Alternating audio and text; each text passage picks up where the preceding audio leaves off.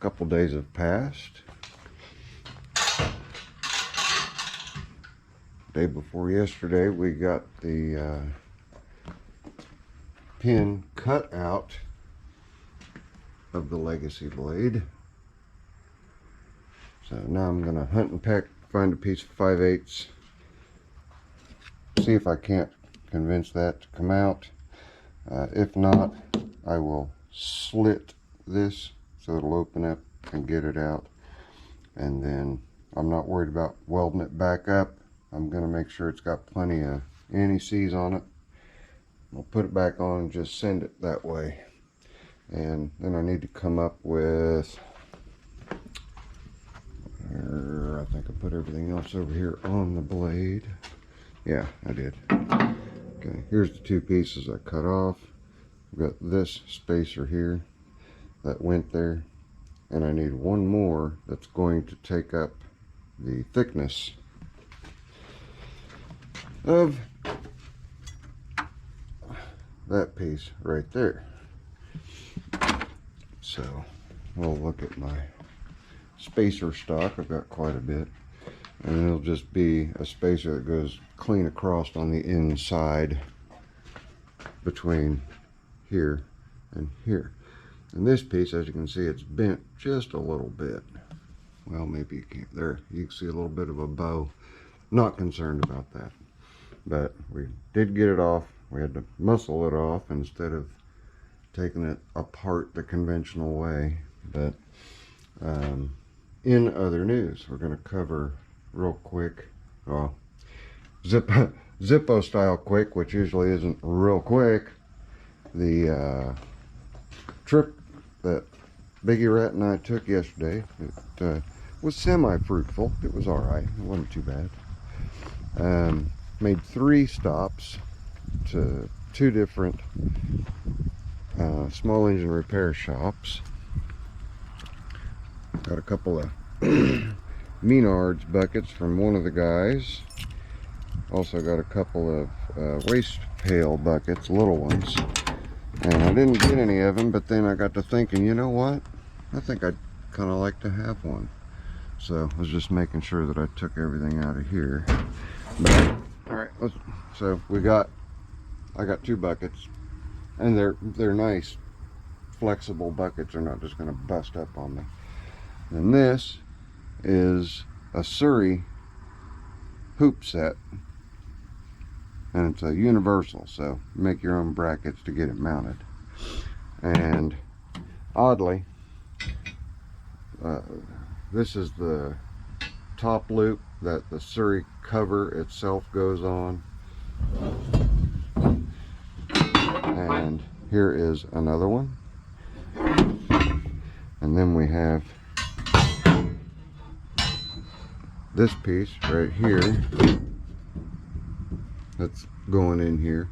And I have another one of those.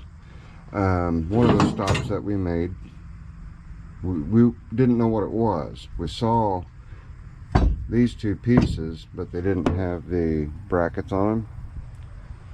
And we didn't see these pieces, but obviously we saw those. And Eldon just threw those in because none of us knew what it was until I got over to Sean's, who has the quick way with the Sovereign, and realized, well, now I've got 2 hoops, and this one's bent up, so this one is straight and correct, so we'll just use that one. Also, Eldon had a bunch of, I'm losing my stripes.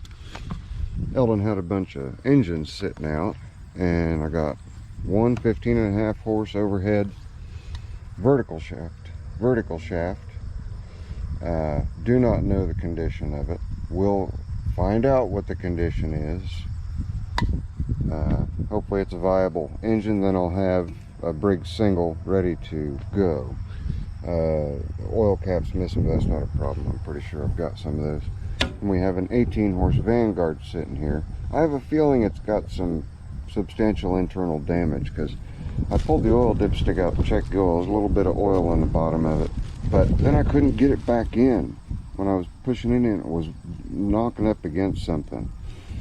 I turned the flywheel a bit and finally got it to go down, but something is amiss. I've either got a push rod that has dropped down into the oil galley, something. So this may or may not end up being a parts engine, we'll see. But I didn't pay much for either one of these two engines because they were both purchased as unknowns. This one was purchased not as an unknown, but not as a running engine. So it's a 1987 16 horsepower that did come off of a Simplicity. You can tell by the rubber isolator coupler that's here and the type of muffler that it's mounted to. This would have been on 3400 series. It would have been on a 7100 series, like a system 7016 or a system 7116, something along those lines. But this one has real good bounce back on compression. I've got a starter I can throw on there. It's got the stator under it. We'll see if this one's a runner too, then we'll be able to add another hopefully viable 16 horsepower to the mix.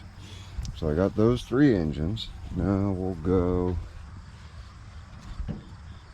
and look at the crate and see what all the crate has to offer. And we're walking, and we're walking. Okay, let's move some stuff out of the way. I gotta get that drill hung up.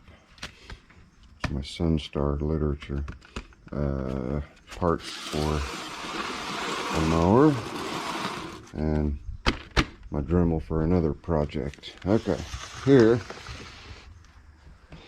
let me just go ahead and clamp you guys. Make it a little easier on us all, so I'm not moving around.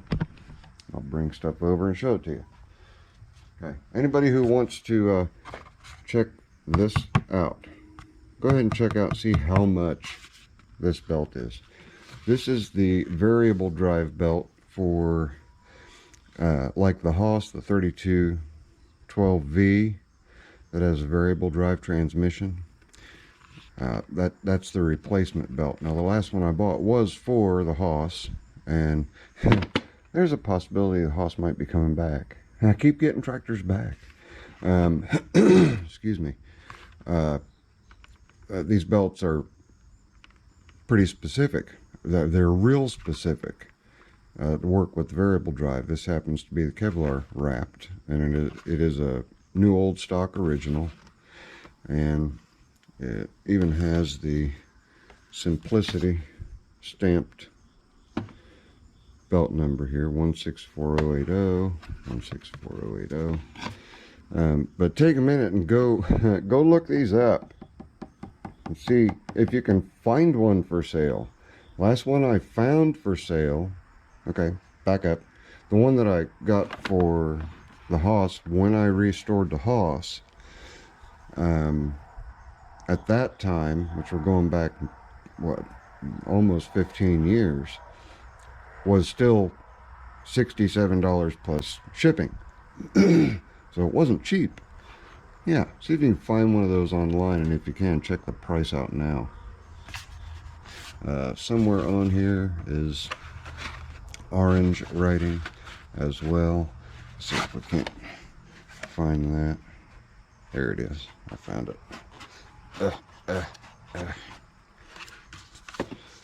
Yeah, you can see right here, Simplicity, and made in USA. It's hard to read for you guys, but made in USA. So you know that it's an oldie if it's made in the USA, because we don't make crap anymore. There's the belt.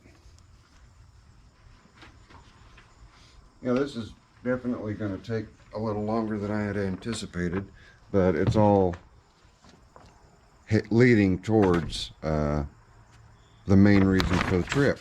I put 200 miles on Ruby yesterday. Here's the Surrey, and it's a 169-1286, which is a Simplicity number, but You see this hoop back here and this hoop here I have duplicates of. And here's the top. And right here is the top with all of its fringe intact, all the, I mean, it's all ready to go. It's in real nice shape too. So I've got the instruction manual for that. And then we have, here's the other hoop for the back support. And we're going to skip this for a minute. And let's skip that for a minute. And we're going to pull this off here. In here are just a bunch of different simplicity manuals. And the main reason, he was just wanting to get rid of them. He doesn't work on the older stuff anymore.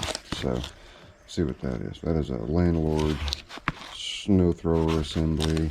We have a walk behind. Just all kinds of manuals.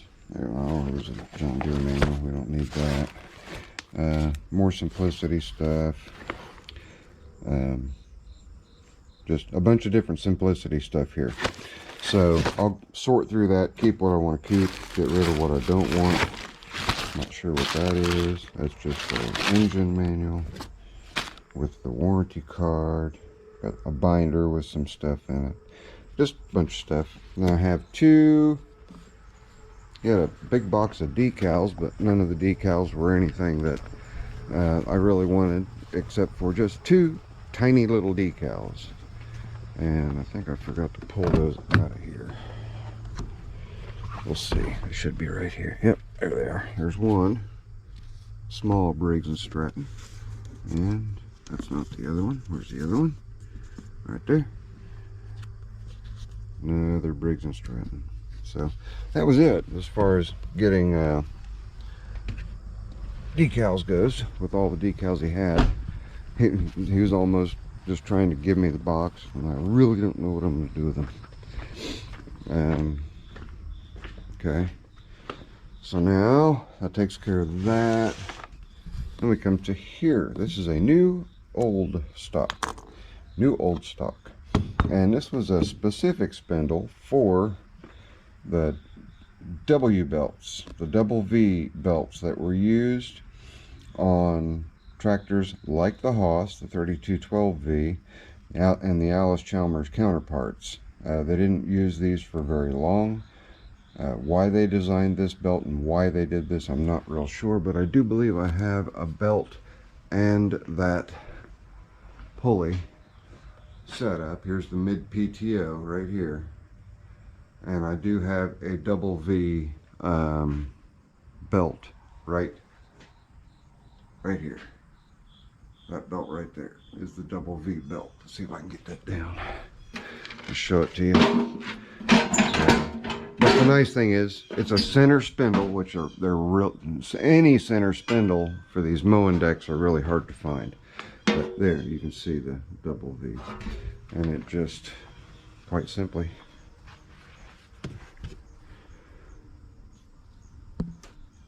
goes right in there, and then the belt takes a 90-degree turn like that and mounts to the mid PTO.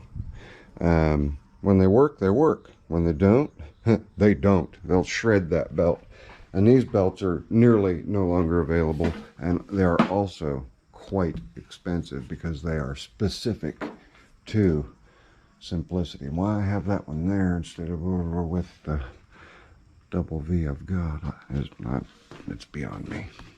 So, are we done? Is that it? Is that it? Is that it? Nope.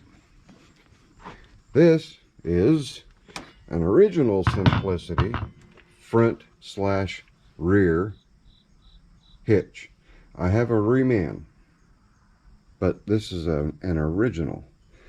Found it, obviously. It had been sitting for a long time. Found it back in a corner with a bunch of other various brackets. And Eldon, he was needing some help identifying some parts because, you know, we're going back 40 plus years, and so I helped him out, and we even discovered and tagged some new stuff that he had for newer machines like Prestige and Conquest and mowers of that sort. But this is what we were coming after.